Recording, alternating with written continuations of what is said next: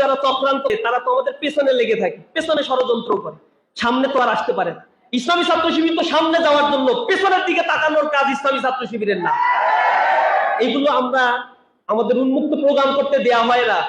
আজকের এই প্রোগ্রামের মাধ্যমে যে যুবকেরা এখানে উপস্থিত হয়েছে, আমরা দীপ্ত কণ্ঠে বলতে চাই, এই যুবকেরা এমন যুবক যারা তাদের যৌবনের সবচেয়ে স্বপ্নীল সময়গুলো আল্লাহর গোলামি এবং দাসত্ব করার মধ্য দিয়ে তাদের জীবনকে অতিবাহিত করে। এই যুবকরা সেই যুবক যখন সমাজ ব্যবস্থায় মাদকের করাল গ্রাসে নিমজ্জিত হয়ে যাচ্ছে, সংসদে দাঁড়িয়ে প্রধানমন্ত্রীকে বলতে হয় মাদকের যন্ত্রণায় প্রধানমন্ত্রী পাচ্ছে না, মাদকের বিরুদ্ধে অ্যাকশন নেওয়ার জন্য প্রশাসনকে বলে, তার মন্ত্রীকে বলে, তার যে ছাত্র সংগঠন রয়েছে, পুরোটাই মাদকাসক্ত একটা ছাত্র সংগঠন, এই ছাত্র সংগঠনকে বলে মাদকের বিরুদ্ধে যুদ্ধ করতে। আমরা তো দেখি ছাত্রলীগ করে যারা, বা অন্য ছাত্র সংগঠন যারা ইসলামী আদর্শে লালিত, তাদের জীবন নয়, এরাই মাদকের সবচেয়ে বড় স্টেক হোল্ডার। ইউনিভার্সিটি গুলোতে আজকে মাদকের অভয়ারণ্যে পরিণত হয়েছে। বাবা মা আজ কাঁদতে কাঁদতে চোখের পানি বিসর্জন দিচ্ছে, তাদের সন্তান ভালো হচ্ছে না। ভালো হবে কিভাবে? শিক্ষা ব্যবস্থা সুকৌশল নষ্ট করে দেওয়া হয়েছে। এই শিক্ষা ব্যবস্থার মাধ্যমে মানবতাবাদী মানুষ এখন আর তৈরি হয় না।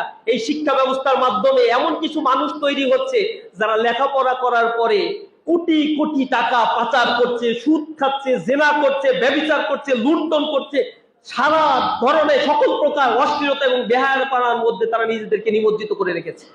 ইসলামী ছাত্র শিবিরের ভিশন হিসেবে ছাত্র শিবির ঠিক করেছে, সমৃদ্ধ বাংলাদেশ গড়ার লক্ষ্যে সৎ, দক্ষ, দেশপ্রেমিক নাগরিক ইসলামী ছাত্র শিবির তৈরি করতে চায়।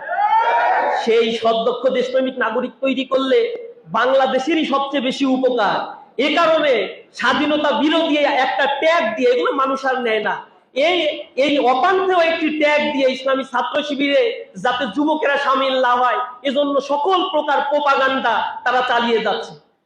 আমরাও বলি, তোমরা আমাদের বিরুদ্ধে যত ষড়যন্ত্র করো, এইটা আমরা দূরে বসে হাসি। আর তোমার জাতিসত্তার বিকাশ দ্বারা আজ ভুলণ্ঠিত হয়েছে।